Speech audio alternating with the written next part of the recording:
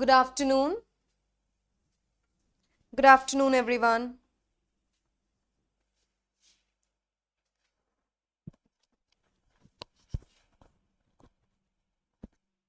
Good afternoon. हाँ जी, class start करते हैं. चलो, पहला क्वेश्चन है, select the most appropriate antonym of the given word. Select the most appropriate antonym of the given word. Word है frigid. क्या होंगे एंटोनिम? हॉकिश, ड्विंडल, सबसाइड या फिर tropical?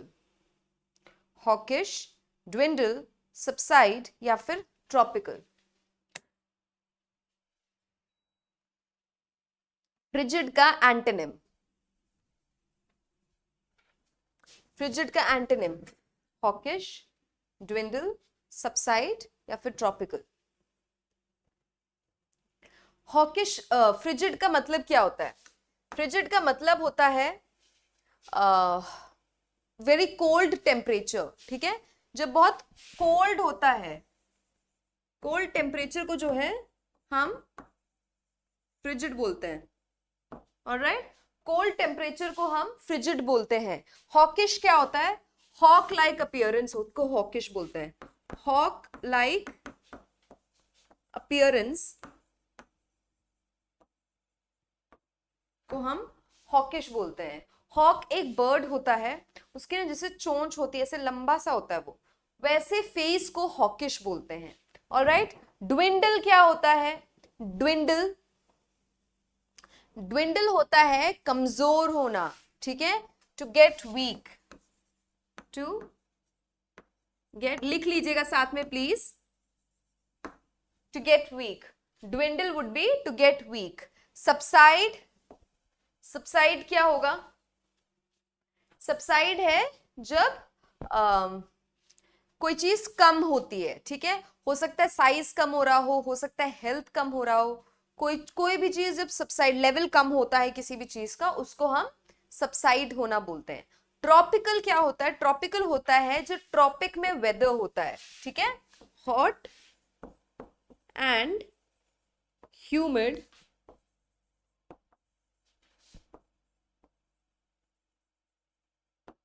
Weather. Hot and humid weather को हम tropical बोलते हैं. तो यहां पे हमने फ्रिजिड का मतलब बताया था कोल्ड टेम्परेचर. इसके हिसाब से एंटोनिम क्या होगा? What is going to be the antonym frigid का? हॉकिश, ड्विंडल, सबसाइड या फिर ट्रॉपिकल? ट्रॉपिकल आंसर होगा. हाँ जी, हॉट एंड ह्यूमिड वेदर जो है, क्योंकि फ्रिजिड का मतलब है बहुत ही कोल्ड टेम्परेचर, तो उसका ऑपोजिट अगर हम देखें तो यहां पे बनता है hot and humid weather. Alright, okay, I hope there are no doubts. लिख लीजिएगा इन आंसर्स को. इन आंसर्स को लिख लीजिएगा. कैसे लिखोगे? एंटोनिम क्वेश्चन 2 ऊपर से नीचे तक कॉपी नहीं करना है.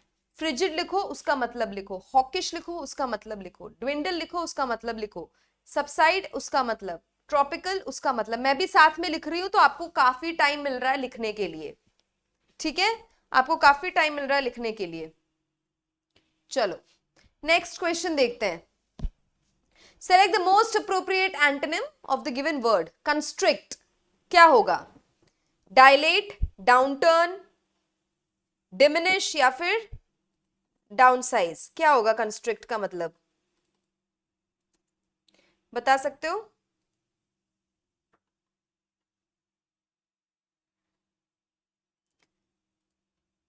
कंस्ट्रिक्ट.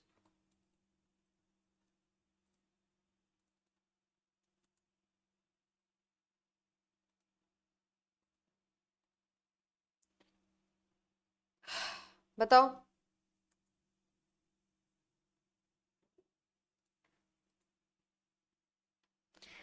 कंस्ट्रिक्ट का मतलब होता है टू बिकम टाइटर. ठीक है, टू बिकम टाइट और नैरो. कंस्ट्रिक्ट का मतलब है टू बिकम टाइट और नैरो. अब बताओ आंसर. डायलेट, डाउनसाइज, डाउनटर्न, डिमिनिश या फिर डाउनसाइज?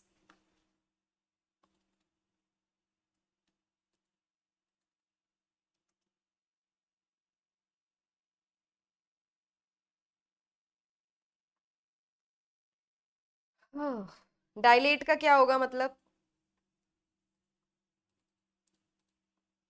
डायलेट का मतलब क्या है? डायलेट का मतलब है टू बिकम लार्ज, ठीक है। डायलेट का मतलब है टू बिकम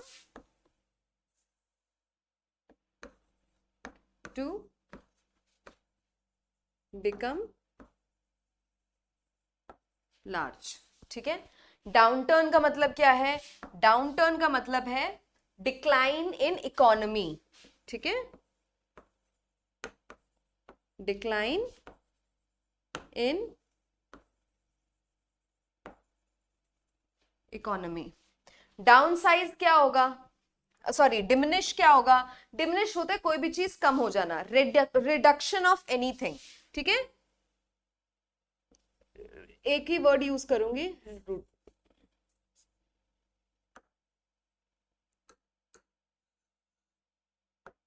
रिड्यूस, ठीक है। ओके, डाउन साइज क्या होगा? डाउन साइज होता है जब कहीं किसी भी कंपनी से जब किसी भी कंपनी से लोगों को हटाया जाता है, निकाला जाता है, उनको स्टाफ जो है कम करना पड़ता है बिकॉज ऑफ वेरियस रीजंस, उसको डाउन साइज बोलते हैं, ठीक है। तो रिडक्शन ऑफ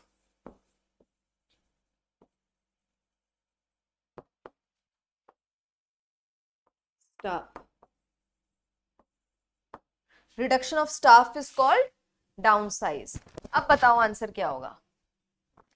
अब बताओ आंसर क्या होगा? कंस्ट्रिक्ट का मतलब है कोई भी चीज को छोटा कर देना, टाइट कर देना या नैरो कर देना। डायलेट का मतलब होता है लार्ज कर देना या वाइड कर देना, टू बिकम लार्ज और वाइड, ठीक है। डाउन टर्न होता है जब डिक्लाइन होता है बिजनेस का, इकोनॉमी का, उसको हम जो है डाउन टर्न बोलते हैं। डिमिनिश होता है कोई भी चीज को कम कर देना है, ना के बराबर हो जाना कम होते होते। एंड डाउन साइज होता है किसी भी कंपनी से या किसी भी ऑर्गेनाइजेशन से जहां पे लोग काम कर रहे हैं, अपने एम्प्लॉयज को जब वो फायर कर देते हैं, हटा देते हैं, टर्मिनेट कर देते हैं। एक का होता है वो अलग कहानी है, दैट इज बिकॉज सब कुछ ऐसा हुआ होगा। पर जब मास फायरिंग होती है, मास टर्मिनेशन होते हैं, जहां पे आधे आधे लोगों को निकाल देते हैं, 10% 20% लोगों को हटा देते हैं कंपनी से, उस कंडीशन को हम डाउन साइज बोलते हैं। उस कंडीशन को हम क्या बोलते हैं? डाउन साइज बोलते हैं, ठीक है। अब बताओ आंसर क्या होगा कंस्ट्रिक्ट का? Dilate, right. डायलेट आंसर होगा, क्योंकि वाइड कर रहे हैं, लार्ज कर रहे हैं, तो dilate is going to be the answer, ठीक है। चलो नेक्स्ट क्वेश्चन। लैक्रिमोस, ये इससे पहले बताया हुआ वर्ड है, ऐसे वर्ड्स नहीं है जो हमने पहले डिस्कस नहीं किए हैं। ये वर्ड आया हुआ है डी ट्रिपल एस बी में, मैंने आपको बताया है।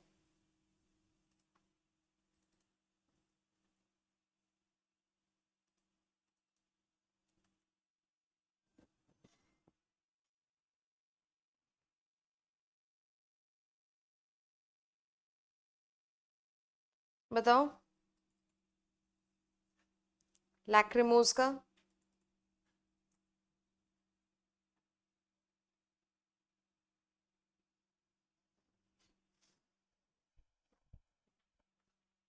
जहां पे भी LACHR आता है, ठीक है, जहां पे भी LACHR लैकर आता है, ये कहीं ना कहीं आंसू से रिलेटेड होता है, ठीक है। जहां पे भी LACHR वर्ड यूज हो रहा है वो कहीं ना कहीं आंसुओं से रिलेटेड होता है। ऑलराइट, यहाँ पे होता है, इसका मतलब है बीइंग टीयरफुल, ठीक है, बीइंग टीयरफुल, यानी कि रोने की हालत में होना, ठीक है। रोने की हालत में होने को हम लैक्रिमोस बोलते हैं। रोने की हालत में जब हम होते हैं उसको हम लैक्रिमोस बोलते हैं। एंटोनिम बताना है, वर्ड्स हैं आपके पास, ब्लाइथ, प्लेंटिफुल, लोक्वेशियस या फिर क्विक। मुझे नहीं लग रहा है इनमें से ऐसा कोई भी वर्ड है जो मैंने आपके साथ इससे पहले डिस्कस नहीं किया है। ये सारे ही वर्ड्स डिस्कस्ड हैं। अब आप मुझे मतलब बताइए। ये सारे ही वर्ड्स डिस्कस्ड है, आप मुझे मतलब बताइए। ब्लाइथ क्या होगा? ब्लाइथ,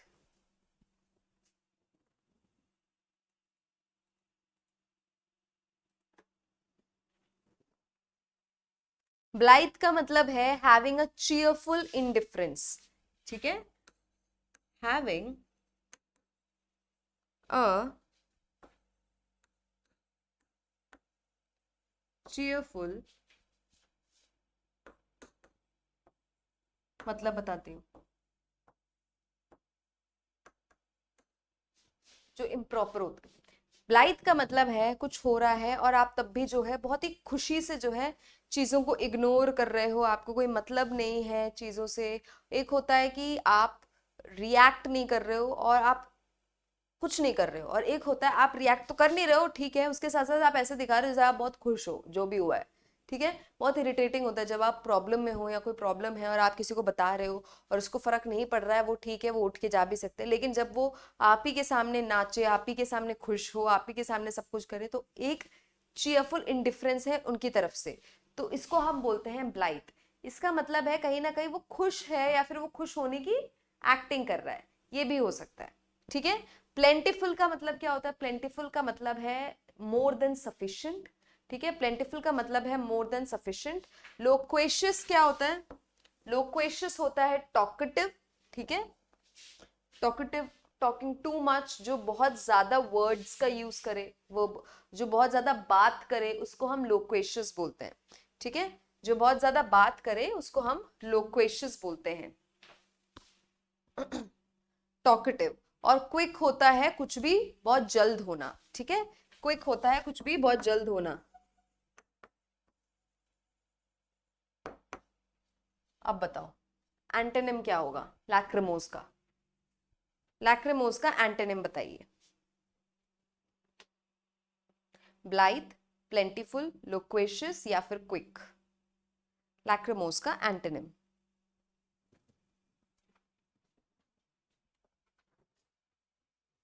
लैक्रिमोस का मतलब है बीइंग टीयरफुल, यानी कि बहुत आंसू होना, और ब्लाइथ का मतलब है having a very cheerful indifference. तो एंटोनिम हो जाएगा आपका ब्लाइथ, ठीक है, एंटोनिम होगा आपका blithe. I hope I made it clear.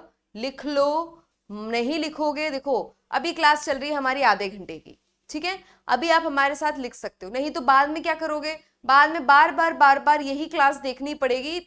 ये आपको रिवाइज करने में इतना टाइम नहीं लगेगा जितना आपको अभी पहली बार में लग रहा है।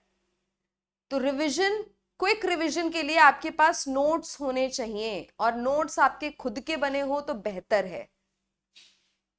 चलो अगला, एपिक्यूरियन, एंटोनिम पूछा है एपिक्यूरियन का। प्रोविडेंशियल, स्लोवनली, इम्प्रिसिशन या फिर स्टफर? बताओ क्या होगा एपिक्यूरियन का antonym?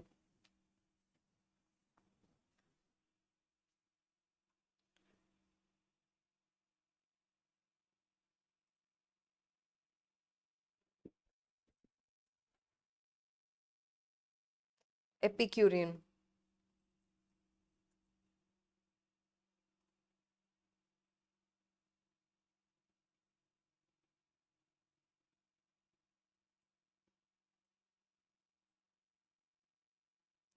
प्रोविडेंशियल, slovenly,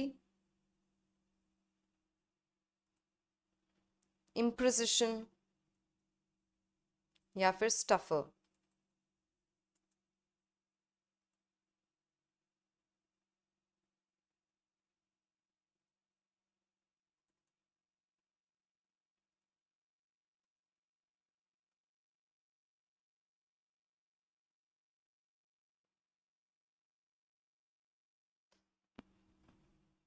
hmm,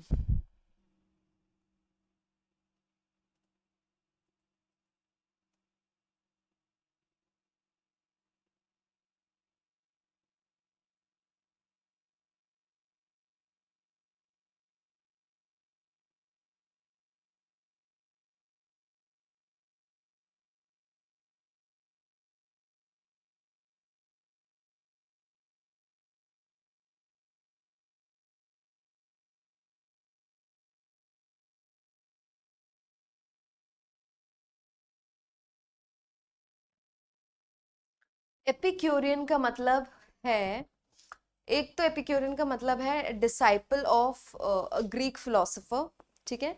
disciple of a Greek philosopher को हम एपिक्यूरियन बोलते हैं।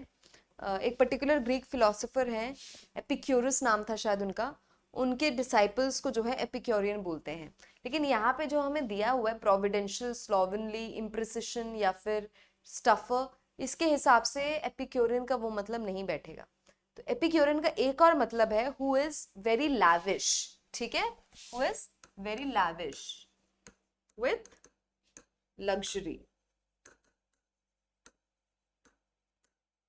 यानी कि खूब ऐश से जिंदगी जी रहा हो, सारी लक्जरीज चाहिए उसको, और कोई भी चीज ऐसे रखना नहीं है, कोई चीज बचानी नहीं है, अभी जी रहे अभी अच्छे से जी लो, बाद का बाद में देखा जाएगा, आज अच्छे से रहना है, सारे ऐश करने हैं, सब कुछ आराम अच्छे से चाहिए, उन कंडीशंस, उन लोगों को जो है एपिक्यूरियन बोलते हैं।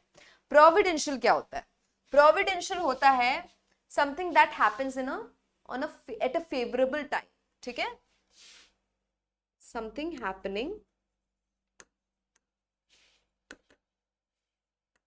at a favorable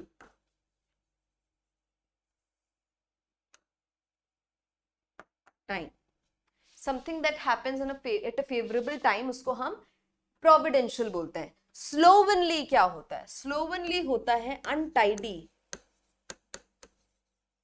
ठीक है, अनटाइडी, अनक्लीन, उसको हम स्लोवनली बोलते हैं। अनटाइडी, अनक्लीन को हम स्लोवनली बोलते हैं। इम्प्रिसिशन क्या होता है? इम्प्रिसिशन इज लैक ऑफ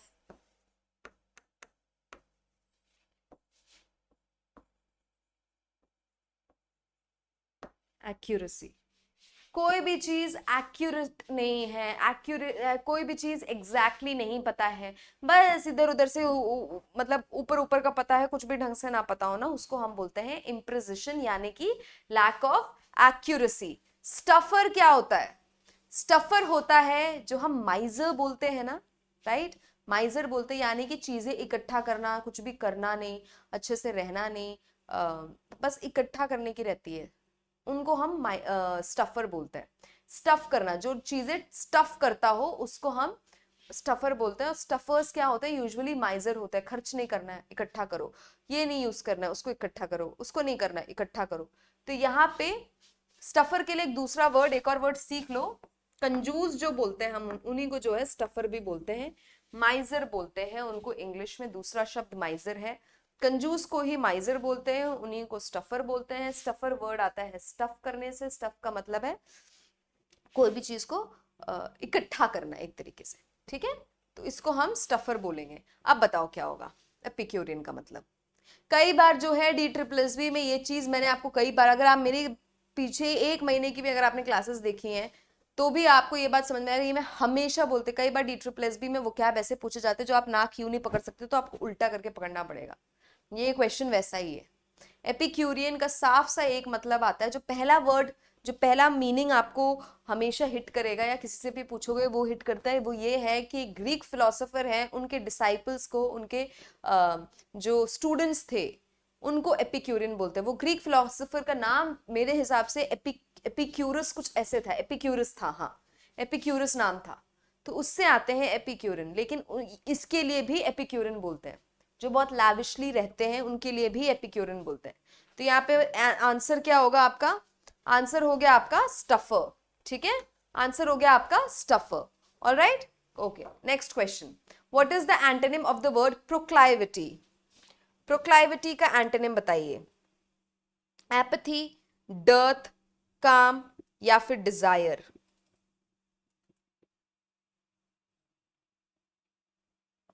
प्रोक्लाइविटी,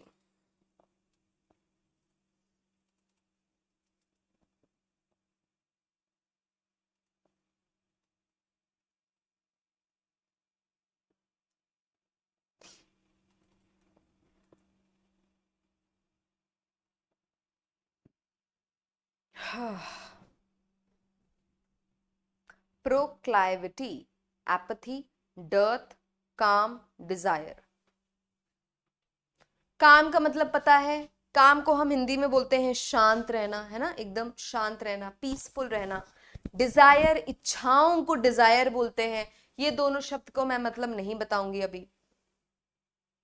प्रोक्लाइविटी क्या होती है? प्रोक्लाइविटी का मतलब होता है the habit of doing something regularly. ठीक है, habit of doing things regularly. ठीक है, habit of doing things regularly. Apathy क्या होती है? एपथी, एपथी होती है लैक ऑफ इंटरेस्ट। ठीक है, एपथी होती है lack of interest.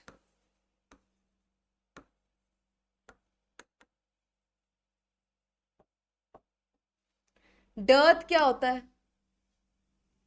Dearth, dearth का मतलब बहुत आसान है, मैंने इससे पहले बताया हुआ है आपको डर्थ का मतलब। डर्थ, डर्थ का मतलब है लैक ऑफ समथिंग।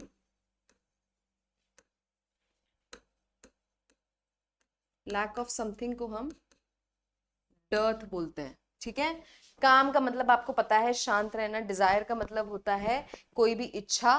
तो क्या होगा आंसर? प्रोक्लाइविटी का habit of doing things regularly, apathy होती है लैक ऑफ इंटरेस्ट, डर्थ होता है लैक ऑफ समथिंग, काम आपको पता है, डिजायर आपको पता है। अब आप आंसर बताओ। अगेन ये सवाल भी जो है आपको सीधे सीधे आंसर नहीं देगा, आप इंप्लाइड मीनिंग देख रहे हो, इसका मतलब क्या है? अच्छा, इसका मतलब ऐसा, तो कुछ ऐसा ना होने को हम जो है इसमें एंटोनिम लेंगे। बताओ, अगर आपको कोई चीज आप रेगुलरली कर रहे हो, आपका उसमें इंटरेस्ट होना चाहिए। ठीक है, अगर आप कोई काम रेगुलरली कर रहे हो, आपका उसमें इंटरेस्ट होगा। उसके पीछे का मोटिव कुछ भी हो सकता है। हो सकता है आप किसी चीज में अच्छे नहीं हो, फॉर एग्जाम्पल DSSB की आप तैयारी कर रहे हो सकता है आप मैथ्स में अच्छे नहीं हो, है ना। अब आपको पता है मैथ्स में आप अच्छे नहीं हो, तो आपको मैथ्स रोज करना है। आप मैथ्स में अच्छे क्यों नहीं हो? क्योंकि आपको नहीं पसंद है मैथ्स। लेकिन अब वो आपकी क्या है, अब आपकी वो जरूरत है कि आपको मैथ्स में अच्छा होना पड़ेगा, नहीं तो DSSB सॉल्व क्लियर नहीं होगा। तो अब आप रोज मैथ्स कर रहे हो। ठीक है, तो क्या हो गया? आप इंटरेस्ट डेवलप कर रहे हो, नहीं भी है तो भी इंटरेस्ट डेवलप कर रहे हो। यही हुआ ना प्रोक्लाइविटी का मतलब। अब एपथी देखो, एपथी का मतलब है लैक ऑफ इंटरेस्ट। साफ साफ इंटरेस्ट तो है नहीं, तभी आप खराब हो मैथ्स में, लेकिन अब इंटरेस्ट बनाना भी नहीं है। ठीक है, dearth is lack of something. Lack of something का मतलब है कि आप किसी भी चीज की तंगी हो सकती है। हो सकता है पैसों की तंगी, हो सकता है हेल्थ में प्रॉब्लम हो सकता है कुछ भी हो सकता है, एनीथिंग मटीरियलिस्टिक, एनीथिंग, कुछ भी XYZ कुछ भी हो सकता है, उसकी तंगी होने, उसकी कमी होने को हम डर्थ बोलते हैं। ठीक है, लेकिन एपथी सिर्फ और सिर्फ इंटरेस्ट के बारे में होता है। तो आंसर क्या होगा यहाँ पे? एपथी। ठीक है, आंसर होगा आपका एपथी। Alright, okay. अगला question, what is the antonym of the word dubious? Again एक ऐसा शब्द जो मैंने आपको कई बार बताया है, कई बार बताया है। इसका मतलब आप खुद बताओ मुझे, डूबियस का मतलब।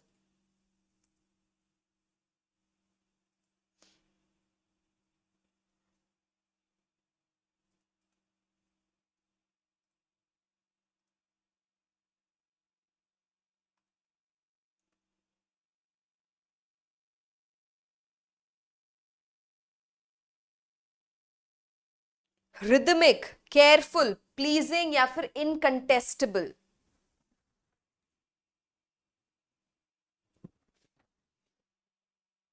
Dubious, rhythmic, careful, pleasing, incontestable. Dubious का मतलब क्या है? डूबियस, हमेशा वर्ड याद रखना, डाउट।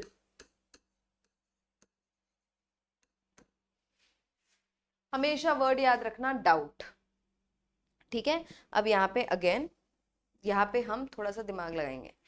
डूबियस के लिए हम यूज करते हैं वर्ड डाउटिंग या हेजिटेटिंग। ठीक है, डाउटिंग एंड हेजिटेटिंग, जहां पे आपको डाउट होता है वहीं पर आप हिचकिचाते हो। अगर आपको पता है आपके एग्जामिनेशन में कि इसका आंसर तो यही है, तो आप तुरंत तुरंत मार्क करते हो। लेकिन अगर आपको लग रहा है, आपको डाउट है कि यार ए है कि बी है, आप थोड़े डाउटफुल हो, तो आप आंसर मार्क करने से पहले थोड़ा हिचकिचाओगे। आप ये डिसाइड करोगे कि थोड़ी देर बाद मार्क करते, थोड़ा और सोचते हैं इसको, राइट।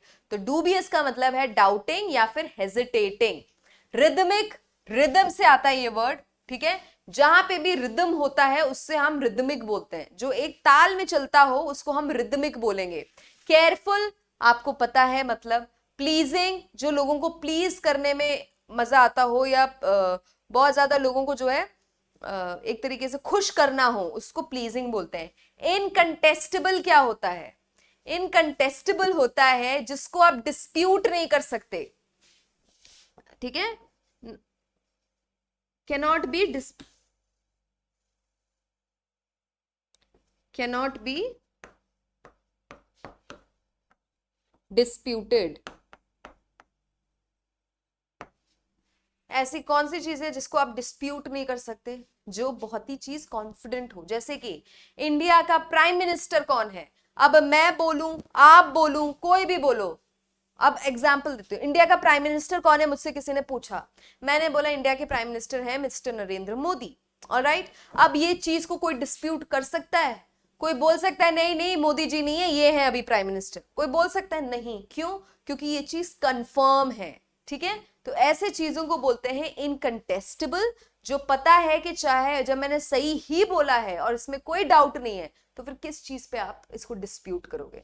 मैंने बोल दिया इंडिया के prime minister mister Narendra Modi हैं, तो फिर उस कंडीशन में आपको हाँ ही बोलना पड़ेगा। हो ही नहीं सकता कि आप बोलो मैम गलत बोल रही हैं, मैम अभी तो प्राइम मिनिस्टर ये है, नहीं बोल सकते। तो डूबियस होता है डाउट, और इसका एंटोनिम हो जाएगा इनकंटेस्टेबल। ऑलराइट, इसका एंटोनिम हो जाएगा इनकंटेस्टेबल, प्लीज रिमेंबर। चलो अगला, रेबेलियन। बहुत कॉमन वर्ड्स आ रहे हैं, ये हैं 100 antonyms D triple S B के। रेबेलियन, सबमिशन, रिवोल्ट, म्यूटनी या फिर डिसोबीडियंस। क्या होगा?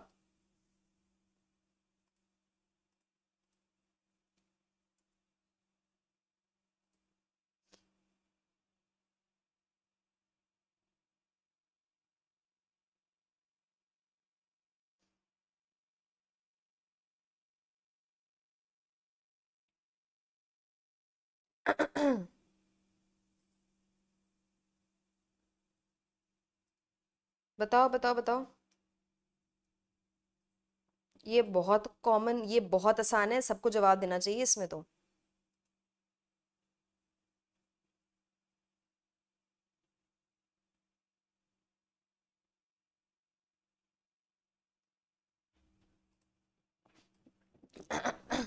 रेबेलियन का मतलब होता है विद्रोह करना, ठीक है। रेबेलियन को हम इंग्लिश में, हिंदी में बोलते हैं विद्रोह। जब किसी गवर्नमेंट के अगेंस्ट, ठीक है, जो गवर्नमेंट पावर में है उसके अगेंस्ट लोग एक्शन लेना स्टार्ट करते हैं और ये चाहते हैं कि वो गवर्नमेंट हट जाए और उसके लिए वायलेंस यूज करते हैं, उसको रेबेलियन बोलते हैं, ठीक है। Using violence to overpower, using violence to overpower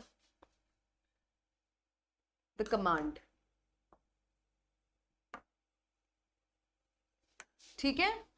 using violence to overpower the command. आई बात समझ में?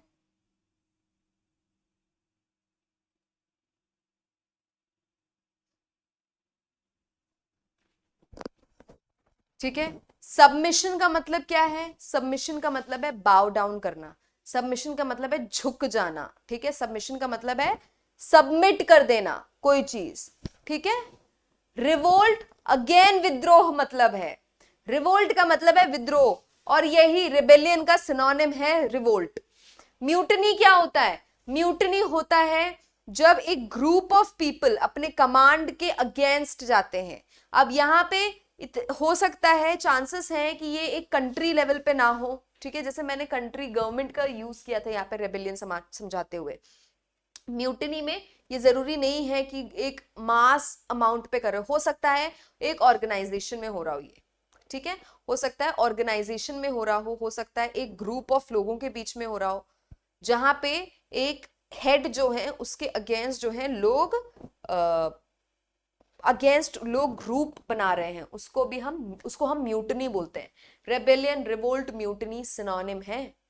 डिसोबीडियंस का मतलब है जहां पे आज्ञा का पालन नहीं किया जाता है। रिवोल्ट, म्यूटनी, रेबेलियन तभी होता है जब डिसोबीडियंस होता है, ठीक है। तो यहां पे सिनोनिम एंटोनिम क्या आएगा, यहां पे एंटोनिम साफ साफ दिख रहा है, सबमिशन है। मुझे समझाने में टाइम लगता है क्योंकि मैं एक्सपेक्ट कर रही हूं, मैंने अपने आप को प्रिपेयर किया हुआ ऐसे कि कोई बच्चा हो सकता है जिसको एक बार में मतलब समझ में आ जाए और वो आंसर कर दे, और कोई बच्चा हो सकता है जिसको पता ही ना हो। तो मुझे टाइम लगेगा करने में, लेकिन ये क्वेश्चन आप जब एग्जाम में करो तो ये आप जैसे ही पढ़ते हो कि भैया एंटोनिम करना है, रेबेलियन वर्ड है, ये नीचे मात्र 5 सेकंड में आंसर आ जाना चाहिए, सबमिशन, इससे ज्यादा लगना ही नहीं चाहिए। इंग्लिश में बेटा टाइम बचा सकते हो, लैंग्वेज ऐसा सब्जेक्ट है जहां पे आप टाइम बचा सकते हो और आपको टाइम बचाना भी चाहिए, ठीक है। तो ऑप्शन क्वेश्चन नंबर 7 का आंसर है आपका सबमिशन। अगला क्वेश्चन देखते हैं, गाइललेस, ये भी वर्ड हमने सीखा हुआ है। इतने अगर आप मेरे साथ शुरुआत से हो तो आपको पता है इन शब्दों का मतलब।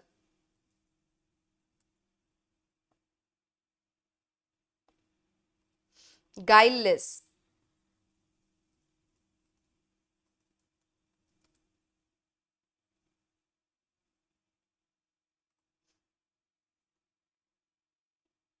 बताओ, बहुत आसान। सिनोनिम सॉरी, ऑप्शंस देख लो तो आपको आंसर एक बार में आ जाएगा, अगर आपको गाइडलेस का मतलब पता है तो।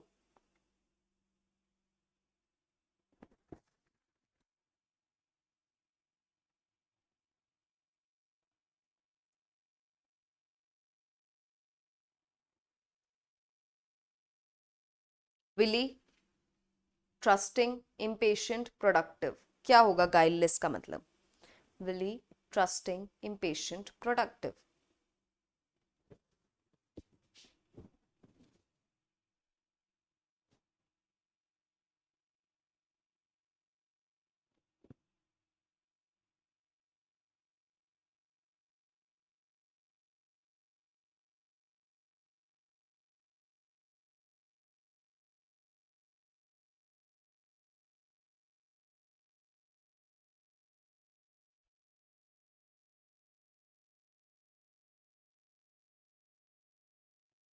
गाइल का मतलब क्या होता है पता है? इससे पहले सिनोनिम आया हुआ क्वेश्चन है ये, गाइल आया था उस बार D SSS के PYQ में, मैंने आपको गाइल का मतलब बताया क्योंकि गाइल लिखा हुआ था ऑप्शंस में, यहाँ पे गाइललेस आ गया। अगर मैंने गाइल बताया और गाइललेस आ गया अगली बार क्वेश्चन में तो क्या प्रॉब्लम है? गाइल का मतलब होता है वेरी कनिंग, ठीक है, कनिंग। कनिंग को हम गाइल बोलते हैं, कनिंग को हम गाइल बोलते हैं, ठीक है। अब बताओ गाइललेस क्या होगा? गाइललेस का मतलब है इनोसेंट, ठीक है, गाइललेस का मतलब है इनोसेंट। ऑलराइट, विली क्या होता है? विली होता है the skill of taking advantage, ठीक है, स्किल ऑफ टेकिंग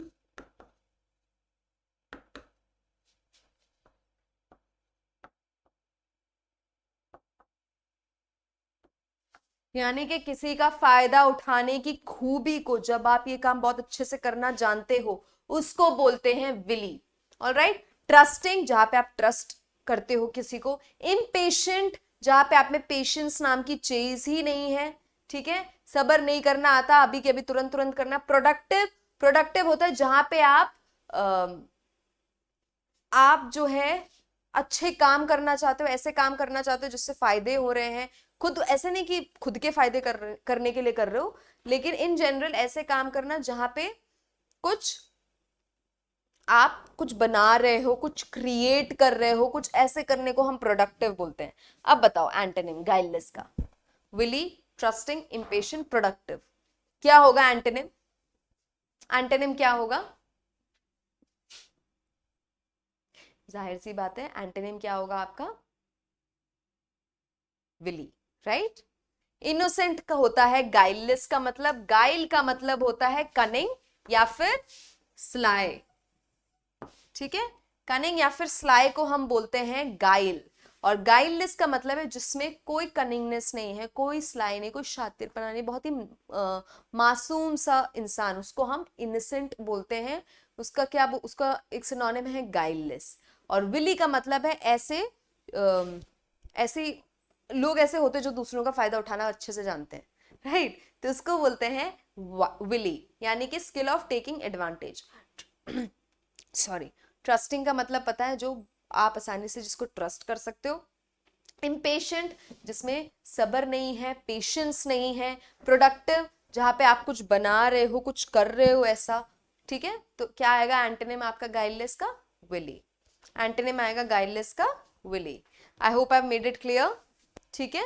चलो अगला देखते हैं, इंसिपिड। अगेन एक ऐसा शब्द जो मैंने आपको इससे पहले कम से कम 4 बार बताया है। इंसिपिड क्या होगा, इंसिपिड का मतलब,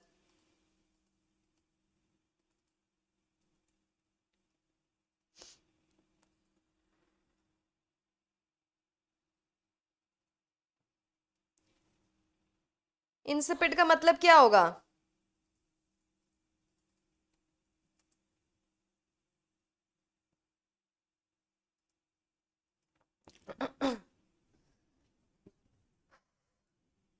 इंसिपिड का मतलब बताइए।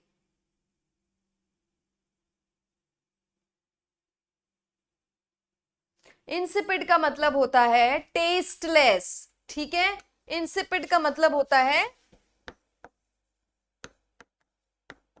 टेस्टलेस। पैथेटिक होता है, एक तरीके से आप बोल सकते हो सैडनेस को हम पैथेटिक बोलते हैं, ठीक है, सैडनेस को हम पैथेटिक बोलते हैं। फ्लेवरलेस, अगेन जिसमें कोई स्वाद ना हो। कॉमन प्लेस, कुछ ऐसा जो बहुत ही कॉमन हो, कुछ ऐसा जो हमेशा होता रहता हो, या बहुत जैसे जैसे कि आप सुबह देख रहे हो कि आप जैसे कहीं ऐसे जगह पे रह रहे हो जहाँ पे नहीं, रोड पे आप चल रहे हो, कारें जा रही है रोड पे, गाड़ियां जा रही है, बहुत कॉमन सी चीज है, रोज जाती हैं, राइट, ऐसा तो कुछ नया देखा नहीं, तो ऐसे चीजों को कॉमन प्लेस बोलते हैं। डेलिशियस, बहुत ही स्वादिष्ट। Insipid, tasteless. डेलिशियस, बहुत ही स्वादिष्ट होना, क्या होगा एंटोनिम इंसिपिड का?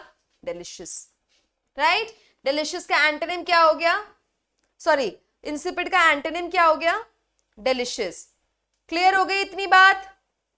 इतनी बात क्लियर हो गई बेटा? मैं दोबारा बता रही हूँ, मास्टर क्लास स्टार्ट हो चुका है, ठीक है, मास्टर क्लास स्टार्ट हो चुका है, और अब टाइम इतना नहीं है कि आप अब और वेस्ट कर पाओ, ऑलराइट, तो मास्टर क्लास स्टार्ट हो चुका है।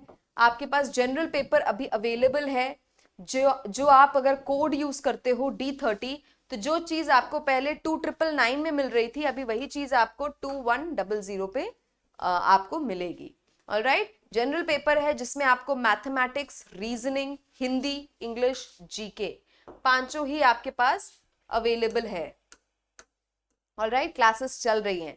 अगला ऑप्शन आपके पास कॉमर्स पीजीटी का है, योगेश सर का बैच है, कॉमर्स पीजीटी ऑलरेडी स्टार्ट हो चुकी हैं क्लासेस। कोड लगा सकते हो आप D30, कहां पे? JRF अड्डा एप्लीकेशन, ठीक है। अभी आपने हाल ही में पिछले हफ्ते आपने फ्री मॉक टेस्ट भी दिया है, हर 14 दिन में फ्री मॉक टेस्ट होते हैं D SSSB के, अभी हुआ है 6 और 7 जुलाई को, राइट। तो योगेश सर का बैच है कॉमर्स पीजीटी का, आप उसके लिए भी अवेल कर सकते हो। जो चीज आपको 3999 में मिल रही थी, वो अभी आपको 2799 में मिलेगी, कोड यूज करने पे D30। देन अगेन, मैं हमेशा से बोलती आई हूँ, जब से पढ़ा रही हूँ तब से बोल रही हूँ, जो बच्चे EMRS, KVS, NVS, DSSSB, कोई भी एग्जाम जिसमें TGT और PGT के लिए अप्लाई करते हैं, ये बच्चों का अगर नहीं हुआ है सिलेक्शन, इन बच्चों के जब सिलेक्शन नहीं होते, सबसे बड़ी प्रॉब्लम होती है जनरल पेपर की। तो अगर आप कॉमर्स पीजीटी के बच्चे और आपको कॉमर्स की तैयारी करनी ही है, तो उसके साथ कॉम्बो कोर्स ले लेना, जनरल पेपर भी साथ में ले लेना। रीजन भी कि ये भी उतना ही इंपॉर्टेंट है जितना ये है, ऑलराइट। अगेन कोड यूज कर सकते हो D30, D30 कोड यूज करोगे तो जो आपको अभी 5999 में आपके पास अवेलेबल था, वही चीज अभी आपको जो है, वही कोर्स अभी आपको 4199 में अवेलेबल होगा। The rest is your option. एक काम तो मैं बोलूंगी, JRF अड्डा एप्लीकेशन डाउनलोड करो और एक बार चेक करो कोर्स क्या है, कॉल करके पूछ लो, उसके बाद क्वेरीज क्लियर करो। मत परचेस करना नहीं करना, कोर्स लेना नहीं लेना बाद की बात है, एक बार अपने को खुद तो पता होना चाहिए क्या है क्या नहीं है।